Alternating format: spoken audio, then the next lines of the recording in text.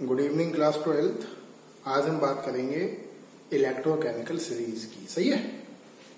कुछ बच्चे अभी भी वीडियो लेट देख रहे हैं। लेट मत देखिए, बार बार बोल रहा हूँ। ऑर्गेनिक पता नहीं लगेगा आपको कब ये बुक 1 कंप्लीट हो जाएगा तो कब आपको ऑर्गेनिक शुरू हो जाएगा। मतलब ये लगता है ऐसा ही है कि अभी अगस्त चल रहा है, अभी बहुत टाइम बाकी है, लेकिन पता नहीं लगेगा आपको कब ये खत्म होगा, कब शुरू हो जाएगा। है ना।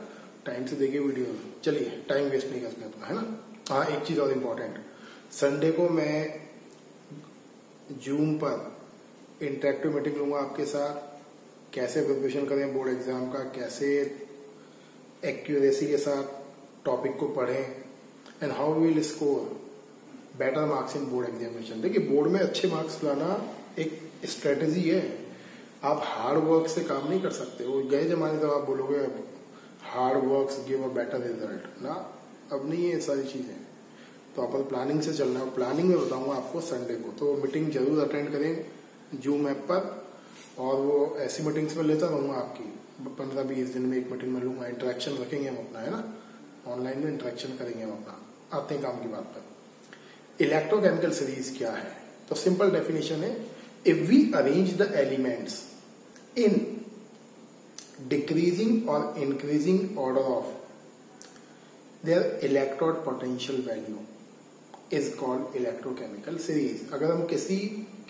अगर हम एलिमेंट्स को उनकी इलेक्ट्रोड पोटेंशियल की वैल्यू के इंक्रीजिंग और डिक्रीजिंग ऑर्डर में अरेंज करते हैं तो हमको मिलता है इलेक्ट्रोकेमिकल सीरीज।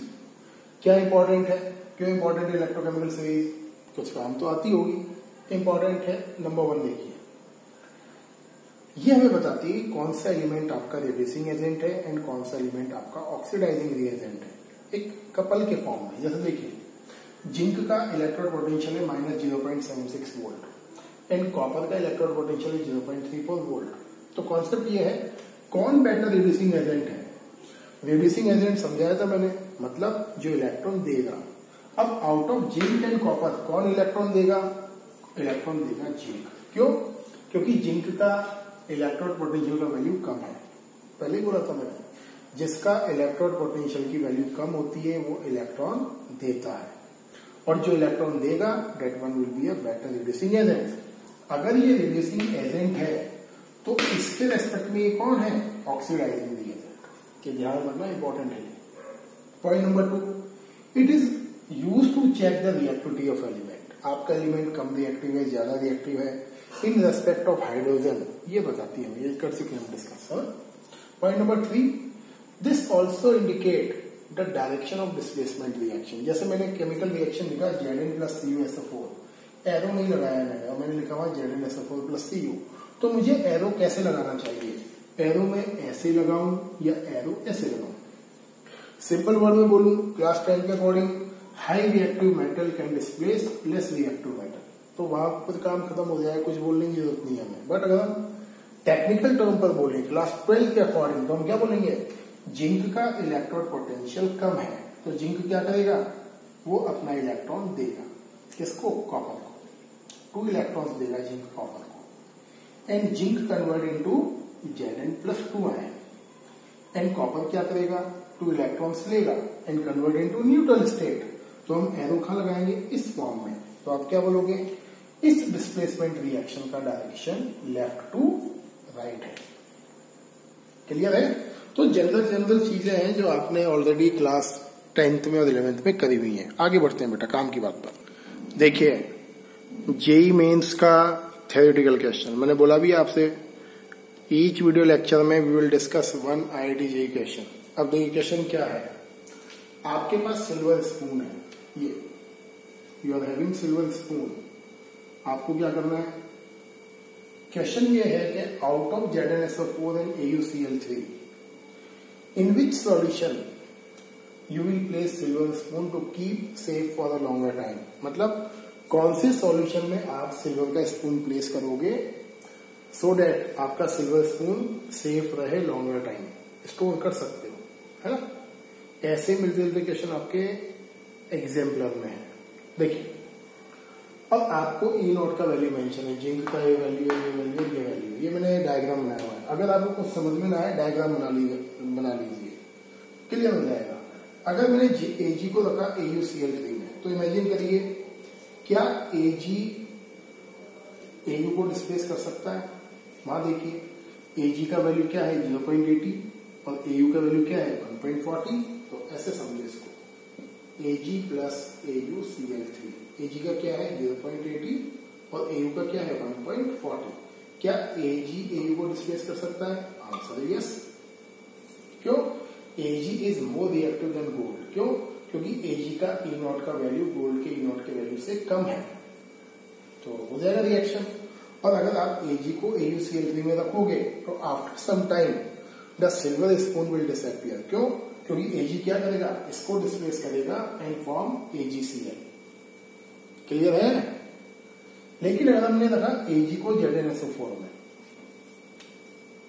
आपने रखा Ag को ZnSO4 में, Ag का वैल्यू कितना है 0.80, ZnSO4 का 0.76। क्या Ag Zn को डिस्प्लेस कर सकता है? आंसर है नो। क्यों? Because Ag is less reactive than zinc. क्यों?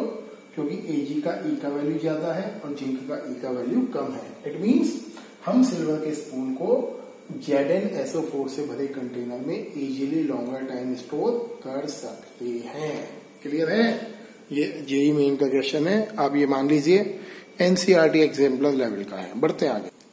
देखिए आगे टॉपिक है आपका नर्सिफिकेशन। सही, देखिए इस चैप्टर से अगर न्यूमेरिकल आना है तो आएगा आपके नर्सिफिकेशन पर 100% चांस आने के। आना ही 100% क्या, कंटिन्यूस आ रहा है, हर साल आ रहा है। देखना आप, कॉन्सेप्ट ये है कि आपको बोला मैंने अगर आपको ई सेल निकालना है तो हम क्या लिखते हैं, E cell equal E0 cathode E0 anode. Clear? ये फॉर्मूला तब लगता है जब आपको एनोड और कैथोड का स्टैंडर्ड इलेक्ट्रोड पोटेंशियल गिवन हो। क्लियर? अब स्टैंडर्ड इलेक्ट्रोड पोटेंशियल कब आप कैलकुलेट करोगे, when the concentration of electrolyte is 1 mole upon litre. याद है बोला था हमने, स्टैंडर्ड इलेक्ट्रोड पोटेंशियल क्या होता है, electrode potential when the concentration of electrolyte is 1 मोल पर लीटर। बट प्रॉब्लम क्या है, ये फॉर्मूला हमारी ज्यादा हेल्प नहीं करता है। क्यों नहीं करता है? बिकॉज जब आप सेल को यूज करोगे तो सेल का वोल्टेज टाइम के साथ फ्लक्चुएट करता है। मैं थोड़ा 1 मिनट आया।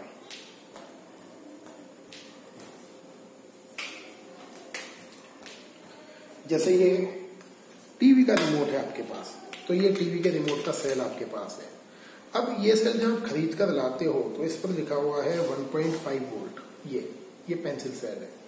तो ये इंपॉर्टेंट नहीं है कि हमेशा आपको 1.5 वोल्ट स्टेडी करंट प्रोड्यूस करके देगा, वोल्टेज प्रोड्यूस करके देगा। जब आप नया नया सेल लाएंगे और आप रिमोट में डालेंगे तो आप डालने के बाद दूर से चलाएंगे तो भी टीवी चल जाएगा, पीछे करके रिमोट दबाएंगे तो भी टीवी चल जाएगा। क्यों? उस समय करता है कंप्लीट 1.5 वोल्ट जनरेट। बट होता क्या है, 2 या 3 मंथ के बाद सेल वीक हो जाता है। वीक का मतलब क्या है, सेल का जो वोल्टेज वो जनरेट कर रहा है वो कम हो गया है। वो कम क्यों हुआ? Because after the lapse of time the concentration of chemicals filled in a cell decrease. If the concentration of electrolyte decrease, then voltage fluctuate. In this case, जब आपका मोलरिटी चेंज हो जाएगा, this formula we cannot implement. तो practical conditions में, practical conditions of changing temperature, practical conditions of changing temperature, pressure, and practical conditions of a particular after particular time, अगर आपको किसी cell का इलेक्ट्रोड पोटेंशियल या किसी इलेक्ट्रोड का electrode potential calculate करना है तो हम इस फॉर्मूला का यूज नहीं करते हैं। उस केस में हम यूज करते हैं नर्स्ट इक्वेशन का। नर्स्ट इक्वेशन किसी भी सेल का ई कैलकुलेट करने का मेथड है इन अ प्रैक्टिकल कंडीशन। कैसे करते हैं बताता हूं। देखिए जैसे फॉर्मूला देखिए आप, Nernst equation for an electrode. Board पर मत ध्यान दीजिए, मेरे ऊपर ध्यान दीजिए। अगर आपको किसी इलेक्ट्रोड का इलेक्ट्रोड पोटेंशियल कैलकुलेट करना है, अब इलेक्ट्रोड मतलब कोई भी मेटल हुआ, जैसे हुआ zinc, copper, cadmium, mercury, lead, gold, anything. अगर आपको किसी मेटल का इलेक्ट्रोड पोटेंशियल कैलकुलेट करना है तो नर्न्स बोलता है आपका फॉर्मूला, जैसे सपोज करिए मैंने लिया एन ऑन, जिंक क्या करेगा 2 इलेक्ट्रॉन रिलीज करा and convert into Zn2 plus ion. तो अकॉर्डिंग टू नर्न्स फॉर्मूला क्या है, ई Zn2 plus E not minus RT upon NF ln 1 upon Zn2 plus. ये फॉर्मूला आपको डायरेक्ट लर्न करना है, डेरिवेशन आपके सिलेबस में नहीं है, इवन IIT एडवांस में नहीं है। इसका डेरिवेशन है 10 पेजेस का जो MSc में है। अब तो मैं भी भूल गया MSc की चीजें, तो बहुत लंबा चौड़ा डेरिवेशन है, हम लोगों ने पढ़ा हुआ है MSc लेवल में, इवन IIT एडवांस में भी नहीं है ना। तो ये फॉर्मूला है, ये क्या है, किसी पर्टिकुलर मेटल का electrode potential in practical condition. ये ई नॉट स्टैंडर्ड इलेक्ट्रोड पोटेंशियल, ये वैल्यू आपको न्यूमेरिकल में लिखा हुआ मिलेगा। आर क्या है, गैस कांस्टेंट, टी क्या है, temperature, N number of electrons. Faraday वाला पढ़ाया था मैंने आपको केमिकल काइनेटिक्स में, केमिकल काइनेटिक्स पता क्या, फैराडे वाला पता नहीं, इसी में आएगा तो बता दूंगा मैं। एन क्या है, नंबर ऑफ इलेक्ट्रॉन्स। एफ क्या है, फैराडे, फैराडे चार्ज, क्या वैल्यू होती है फैराडे की, पढ़ा होगा आपने, 1F इक्वल 96,500 कूलम। एन की वैल्यू कितनी है, 2 इलेक्ट्रॉन्स, तो एन इक्वल क्या लिख दोगे 2। एलएन जानती हो आप, एलएन का मतलब क्या होता है, natural log 2.303 log N Zn2 plus ion का कॉन्सेंट्रेशन। सही है, तो ये फॉर्मूला है आपके इलेक्ट्रोड का पोटेंशियल वैल्यू कैलकुलेट करने का। बढ़ते हैं आगे, ध्यान से देख लीजिए फॉर्मूला, ये काम आने वाला है आगे। देखिए कुछ और भी इंपॉर्टेंट, अगर हम ये वैल्यू देखें आर टी एफ, ये कांस्टेंट वैल्यू है, क्यों, आर क्या है 0.831, टेम्परेचर, टेम्परेचर जो जब आप सेल की रिएक्शन की स्टडी करते हैं, वी टेक टेम्परेचर 25 डिग्री, ये हमेशा आपको 25 ही मिलेगा। तो टेम्परेचर कितना लिया हमने 298 केल्विन, फैराडे की वैल्यू 96,500 कूलम, और ये 2.03, ये वैल्यू ये वैल्यू ये वैल्यू ये वैल्यू कांस्टेंट है। अब टाइम कैसे बचेगा बोर्ड एग्जाम में, ये आपको ये वैल्यू यूज नहीं करनी है बोर्ड में। जब आप इसको पूरी वैल्यू को सॉल्व करोगे तो आपको वैल्यू मिलेगी 0.059। अगर आप इसमें उलझ गए कि नहीं सर मैं तो यहीं पे वैल्यू पुट करके आंसर निकालूंगा, तो आपका 15 मिनट और वेस्ट हो जाएगा। क्यों हो जाएगा, आर का वैल्यू, टी का वैल्यू, फैराडे का वैल्यू लिखोगे, मल्टीप्लाई डिवीजन करोगे और टाइम वेस्ट करना है। सही, तो अगर आप ये वैल्यू सॉल्व करोगे कांस्टेंट, तो ये वैल्यू मिलेगी 0.059। डायरेक्टली वैल्यू लगाइए, you will get E equal E not minus 0.059 upon N log 1 upon Zn plus 2 का मोलर कॉन्सेंट्रेशन। तो जब भी आप न्यूमेरिकल सॉल्व करोगे आपको ये फॉर्मूला इंप्लीमेंट करना है। अभी करते हैं 1 और 2 न्यूमेरिकल्स, फिर बाय बाय करते हैं टॉपिक को। देखिए 3 मार्क्स न्यूमेरिकल जो है आपका CBSE 2005 में, क्या क्या है न्यूमेरिकल देखिए। आपको कैलकुलेट करना है इलेक्ट्रोड पोटेंशियल फॉर मैग्नीशियम, ई निकालना है, टेम्परेचर मेंशन है 25 डिग्री, मैग्नीशियम आयन का कॉन्सेंट्रेशन मेंशन है 0.1 मोल upon litre, E not mg का वैल्यू मेंशन है। सही है, फॉर्मूला क्या लिखोगे, लिखोगे ई mg oblique mg plus 2 E not, लिख लो डायरेक्ट, चलो लिख ही देते हैं एक बार पूरा, mg plus 2 minus 0.059 upon N log 1 upon mg plus 2 का मोलर कॉन्सेंट्रेशन। देखिए ई नॉट का वैल्यू ये ना माइनस 2.36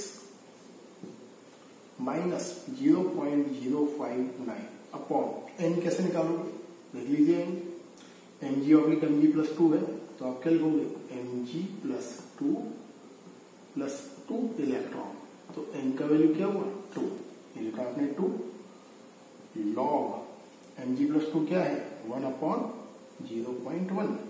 सही, तो यहां तो दिक्कत है नहीं, कैलकुलेट हो जाएगा पूरा। अब लॉग 0.1 इसको देखिए आप यहां अलग से,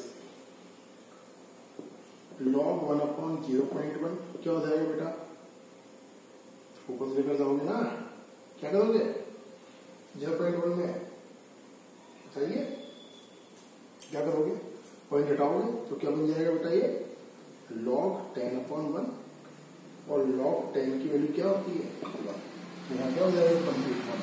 आजकल का जो क्वेश्चन पेपर आता है सीबीएसई का, लॉग का वैल्यू लिखा हुआ आता है।